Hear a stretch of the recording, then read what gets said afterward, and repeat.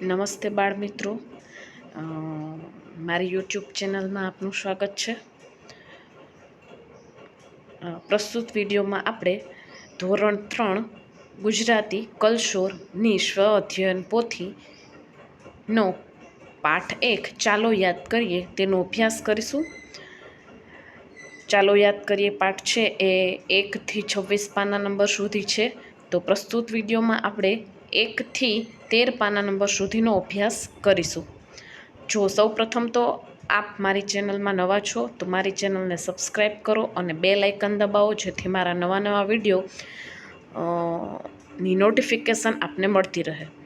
તો ચાલો મિત્રો આપણે શરૂઆત કરીએ। ચાલો યાદ કરીએ। તો ચાલો યાદ કરીએમાં સૌ પ્રથમ છે G103 ચિત્રનું વર્ણન કરે છે। વિદ્યાર્થીઓ, આવી પ્રવૃત્તિ તમે કરેલી હશે, જેમાં ચિત્ર જોઈને એ ચિત્ર વિશે બીજા કોઈને કહેવું। ચિત્ર વિશે કહેવા માટે આપણે એ ચિત્રને ધ્યાનથી જોવું પડે, તેમાં કઈ કઈ ચીજ વસ્તુઓ છે તેની યાદી પણ કરવી પડે, અને પછી તમામ શબ્દોનો ઉપયોગ કરીને આપણે આખા ચિત્ર વિશે બીજાને સરળતાથી કહી અથવા લખી પણ શકીએ છીએ। બીજાને ચિત્ર વિશે કહેવું કે ચિત્રનું લેખિતમાં વર્ણન કરવું એટલે જ ચિત્ર વર્ણન। ચાલો આપણે એક ચિત્ર જોઈએ, તેનું વર્ણન કઈ રીતે કરી શકાય તે શીખીએ। અહીં જુઓ, આપણે ચિત્રો આપેલા છે, તેને મેં જે ચિત્ર છે એના નામ સાથે એને જોડેલા છે, એ રીતે આપ પણ જોડી શકો છો। બાળ દોસ્તો, અહીં તમે જોઈ શકો છો કે કેટલાક ચિત્રો આપેલા છે અને સાથે જ તેમના નામ પણ છે। તમે બધા જ ચિત્રોને ઓળખતા જ હશો। આ ચિત્રોને શબ્દો સાથે જોડવાના છે અને જોડ્યા પછી તેના વિશે 2-3 વાક્યો કઈ રીતે લખી કે બોલી શકાય તે પણ શીખીશું।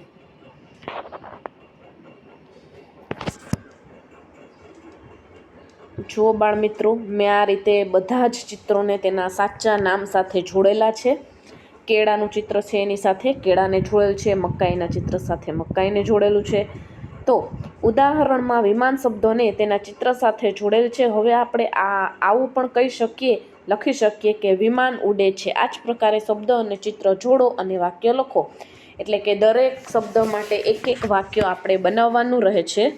તો મેં આ નમૂના રૂપ દરેક શબ્દ માટે એક વાક્ય બનાવેલું છે, એનો પણ આપ અભ્યાસ કરી શકો છો અને આપની રીતે પણ કોઈ નવા વાક્ય બનાવી શકો છો।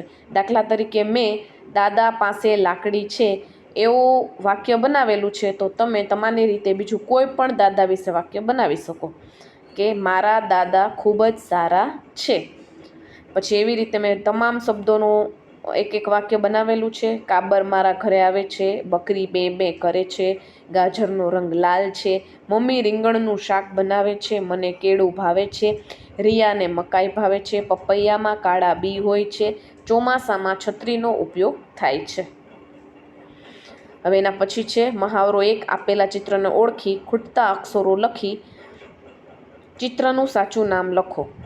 તો સૌ પ્રથમ છે કમળ, પછી છે આગબોટ, નિસરણી, અનાનસ, કાતર, વરસાદ।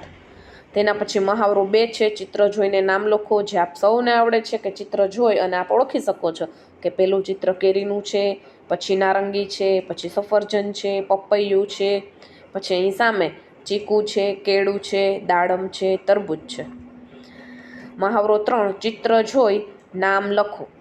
તો પેલું ચિત્ર ડૉક્ટરનું છે, એના પછી પોલીસનું છે, એના પછી વકીલનું છે, શિક્ષકનું છે, ટપાલીનું છે, દરજીનું છે અને ડ્રાઈવરનું છે। ત્યારબાદ મહાવરો 4, ચિત્રનું અવલોકન કરો અને આપેલ શબ્દોનો ઉપયોગ કરી વાક્ય બનાવો। અહીં આ મમ્મી રસોડામાં છે અને એવું રસોડાનું એક ચિત્ર આપેલું છે, તો એના પરથી તમારે શબ્દ આપેલા છે અને શબ્દ પરથી વાક્ય બનાવવાના છે। પહેલો શબ્દ છે મમ્મી, તો મેં મમ્મી માટે એવું વાક્ય બનાવેલું છે કે મમ્મી રસોઈ બનાવે છે। તો તમે તમારી રીતે કોઈ પણ મમ્મી વિશે વાક્ય બનાવી શકો છો। ત્યારબાદ છે તપેલી, તો તપેલીમાં શાક બને છે। કપ રકાબી રસોડામાં છે। થાળી, થાળીઓ કબાટમાં ગોઠવેલી છે। માટલું, માટલામાં પાણી ભરેલું છે। મહાવરો 5, ચિત્રના આધારે વાક્ય લખો। આ ચિત્ર છે એ કેનું છે? ખેતરનું ચિત્ર છે, એના ઉપરથી આપણે વાક્ય લખવાના છે। મેં અહીં નમૂનારૂપ વાક્યો બનાવેલા છે. આપ આપની રીતે કોઈ પણ પ્રકારના નવા વાક્યો પણ બનાવી શકો છો. આ ખેતરનું ચિત્ર છે. ખેતરમાં ખેડૂત કામ કરે છે. ખેતરમાં બાળકો પણ છે. ખેતરમાં બળદ છે. ખેતરની પાછળ પર્વત જોવા મળે છે. એક સ્ત્રી ભારો લઈને જઈ રહી છે. ચિત્રમાં એક કૂતરો છે. મહાવરો 6. ચિત્રને બંધ બેસતા વાક્ય સાથે જોડો. સામે વાક્ય આપેલા છે, એની સામે ચિત્ર આપેલા છે, તો જે ચિત્રને જે વાક્ય લાગુ પડતું હોય એની સાથે એને જોડવાનું છે. તો પ્રથમ ચિત્ર છે એની અંદર શું છે કે છોકરાઓ એમને સાચવીને રસ્તો ઓળંગવામાં મદદ કરે છે. કોને? મોહનભાઈને.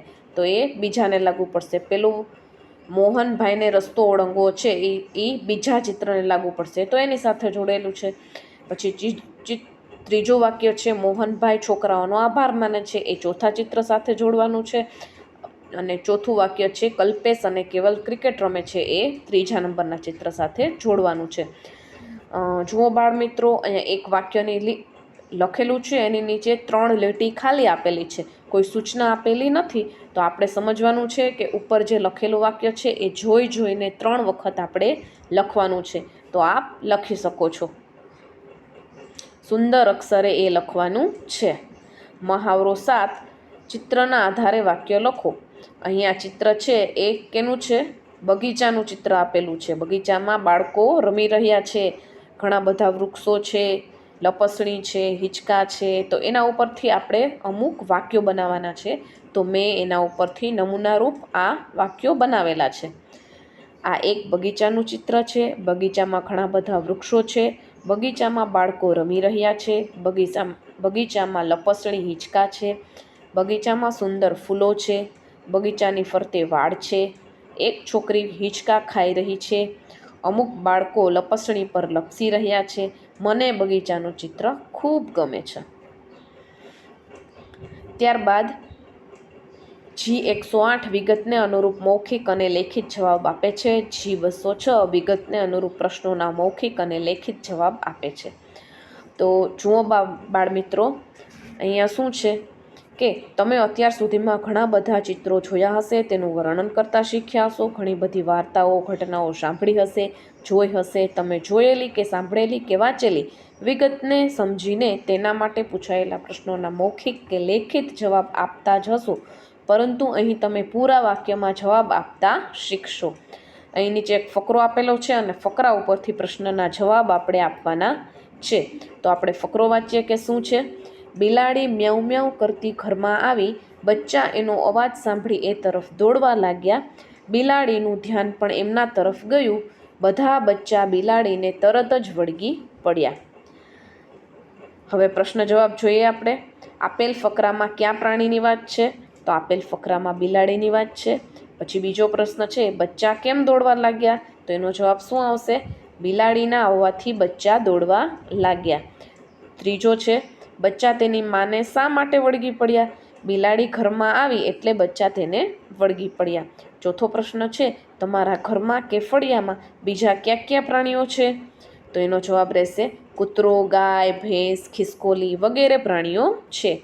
પાંચમો પ્રશ્ન છે, બિલાડીનું ધ્યાન બચ્ચા તરફ કેવી રીતે ગયું? તો એનો જવાબ શું આવે કે બચ્ચા બિલાડી તરફ દોડ્યા, તેથી બિલાડીનું ધ્યાન બચ્ચા તરફ ગયું. હવે મહાવરો 1 છે, ચિત્ર જોઈને પ્રશ્નોના જવાબ લખો. તો અહીં એક બગીચાનું ચિત્ર આપેલું છે, એ જોઈ અને આપણે નીચે આપેલા પ્રશ્નોના જવાબ આપવાના છે. આ ચિત્ર શાનું છે? તો આ ચિત્ર બગીચાનું છે. ચિત્રમાં કેટલા બાળકો છે? ચિત્રમાં 4 બાળકો છે. છોકરીઓ શું કરી રહી છે? છોકરીઓ લપસણી ખાઈ રહી છે. તમે કઈ કઈ રમતો રમો છો? તો અહીં તમે જે રમત રમતા હોય તેના નામ તમે લખી શકો છો. મેં નમૂનારૂપ અમુક રમતોના નામ લખેલા છે. અમે ક્રિકેટ, ખોખો, સંતાકૂકડી, કેરમ રમીએ છીએ. તમને સૌથી વધુ કઈ રમત ગમે છે? તો બાળ મિત્રો, તમને જે સૌથી વધારે ગમતી હોય એ રમતનું નામ અહીં લખવાનું છે. મેં નમૂનારૂપ ક્રિકેટની રમતનું લખેલું છે. એના પછીનો મહાવરો છે, વાર્તા વાંચી પ્રશ્નોના જવાબ આપો. તો અહીં એક વાર્તા આપેલી છે અને વાર્તા વાંચ્યા બાદ એના પ્રશ્નના જવાબ આપવાના છે. તો નદી કિનારે એક ઝાડ હતું. તેના પર એક ચકલી રહેતી હતી. નજીકમાં એક છોકરો રહેતો હતો. બંને દોસ્ત હતા. બંને સાથે રમતા હતા. નદીમાં એક મગર રહેતો હતો. મગરે કહ્યું, હું તમારી સાથે રમું? બંનેએ ના પાડી દીધી. મગર જ નારાજ થઈ ગયો. એક દિવસ મગરે છોકરાનો પગ પકડી લીધો તો ચકલી બોલી, એને છોડી દો. મગર બોલ્યો, મારી સાથે દોસ્તી કરશો? બંનેએ મગરની વાત માની લીધી. પછી ત્રણેય દોસ્ત બની ગયા. હવે જોઈએ પ્રશ્ન જવાબ આપણે. પ્રશ્ન પહેલો છે, આ વાર્તામાં કોની કોની વાત છે? તો આ વાર્તામાં મગર, ચકલી અને છોકરાની વાત છે. પછી બીજો પ્રશ્ન છે, મગરમાં નદીમાં કેમ રહેતો હતો? તો એનો જવાબ શું છે આવશે? મગરને પાણીમાં રહેવું ગમે તેથી નદીમાં રહેતો હતો. ત્રીજો પ્રશ્ન છે, મગરે હું તમારી સાથે રમું એવું કોને પૂછ્યું?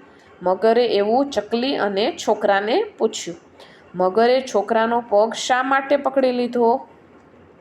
છોકરાએ મગરને સાથે રમાડવાની ના પાડી તેથી. ચકલી અને છોકરો દોસ્ત કેવી રીતે બન્યા હશે? છોકરો ચકલીને ચણવા દાણા નાખતો હશે તેથી બંને શું બન્યા હશે? દોસ્ત બન્યા હશે.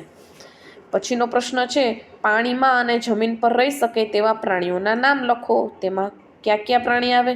મગર, કાચબો, દેડકો વગેરે. એના પછીનો મહાવરો છે, ફકરો વાંચી પ્રશ્નોના જવાબ આપો. અહીં પણ ફકરો વાંચી અને આપણે પ્રશ્નના જવાબ આપવાના છે. ઊંટ પાણી પીધા વિના લગભગ 7 મહિના સુધી જીવી શકે છે. કેટલાક અઠવાડિયા પાણી વગર રહ્યા પછી ઊંટ 10 જ મિનિટમાં લગભગ 135 લીટર જેટલું પાણી પી શકે છે. તે પછી તે ફરીથી લાંબા રણ પ્રવાસ માટે તૈયાર થઈ જાય છે. તો સાચા જવાબ છે એમાં આપણે રાઈટની નિશાની કરવાની છે. તો પહેલો પ્રશ્ન છે, ઊંટ લગભગ કેટલા સમય સુધી પાણી વગર રહી શકે? તો 7 મહિના. સામાન્ય રીતે ઊંટ કેવો પ્રવાસ કરતું હોય છે? રણનો પ્રવાસ. ઊંટને સૌથી વધુ પાણી પીવાવાળું કહેવામાં આવે છે કારણ કે તે એક સાથે વધારે પાણી પી શકે છે. હવે એના પછી છે, G11 શબ્દો અને વાક્યો લખે છે. તો અહીં બાળમિત્રો આપને મહાવરો 1 છે એમાં જોઈને જ શબ્દો લખવાના છે. સાદા સરળ શબ્દો છે, એને સુંદર અક્ષરે બધા જ શબ્દોની વચ્ચે, બધા જ અક્ષરની વચ્ચે સરખી જગ્યાઓ રાખી અને મરોડદાર અક્ષરમાં તમારા જોઈને તમામ શબ્દો લખવાના છે મહાવરો 1ના. ત્યારબાદ મહાવરો 2માં પણ આપેલા વાક્યો છે એ તમારે જોઈને સામેની જગ્યામાં લખવાના છે. તો તમે મારી જેમ સરસ રીતે સુંદર અક્ષરોમાં લખશો. બે શબ્દ વચ્ચે પ્રમાણસર જગ્યા છોડવાની છે. જેવી રીતે મેં લખ્યું છે એ રીતના સૌએ જોઈને આ તમામ શબ્દો વાક્યો લખવાના છે. ત્યારબાદ મહાવરો 3 જોઈને લખો. તો એની અંદર પણ જે આ ફકરા સ્વરૂપે, નાના નાના ફકરા સ્વરૂપે આપેલા છે એ જોઈને તમારે સારા અક્ષરે લખવાના રહેશે. ત્યારબાદ છે G205 સાંભળેલી અને વાંચેલી વિગતોમાંથી મુખ્ય વિચાર સમજે છે. તમારે એક ફકરો આપેલો છે અહીં, એ ફકરાને જોઈ અને નીચે તમારે ખરા ખોટા કરવાના છે. તો ફકરો આપણે વાંચીએ. ચારુ આજે ખૂબ ખુશ હતી. તે આવતીકાલે પિકનિક પર જવાની છે. તે પોતાની બેગમાં સામાન મૂકતી હતી. તેણે બેગમાં ખાવા પીવાનો સામાન મૂક્યો, પાણીની એક બોટલ મૂકી, થોડા ફળ મૂક્યા અને સાથે તેની મનપસંદ વાર્તાની ચોપડી પણ મૂકી. પછી પિકનિકમાં કેવી મજા આવશે એ વિશે વિચારતા સૂઈ ગઈ. જ્યારે તે ઉઠી તો સવાર પડી ગઈ હતી. તે જલ્દીથી તૈયાર થઈ ગઈ અને પોતાના દોસ્તો સાથે પિકનિક પર ચાલી ગઈ. હવે આપણે ફકરો વાંચ્યો છે એ ઉપરથી નીચેના વાક્યો વાંચવાના છે અને એ વાક્યો ફકરા પ્રમાણે ખોટા છે કે સાચા એ લખવાનું છે. તો પેલું વાક્ય છે, ચારુ આજે પિકનિક પર જવાની છે. તો એ વાક્ય કેવું છે? ખોટું છે, કારણ કે ચારુ આવતીકાલે પિકનિક પર જવાની છે. બીજું વાક્ય છે, તેણે બેગમાં ખાવા પીવાનો સામાન મૂક્યો. તે વાક્ય કેવું છે? સાચું છે. ત્રીજું વાક્ય છે, તેણે રમવા માટે એક ઢીંગલી પણ મૂકી. તો એ વાક્ય કેવું છે? ખોટું છે. તે પોતાની મમ્મી પપ્પા સાથે પિકનિક પર ગઈ. તો એ વાક્ય પણ કેવું છે? ખોટું છે, કારણ કે તે તેના દોસ્તો સાથે પિકનિકમાં ગઈ હતી. મહાવરો 1 ફકરો વાંચી ખાલી જગ્યા પૂરો.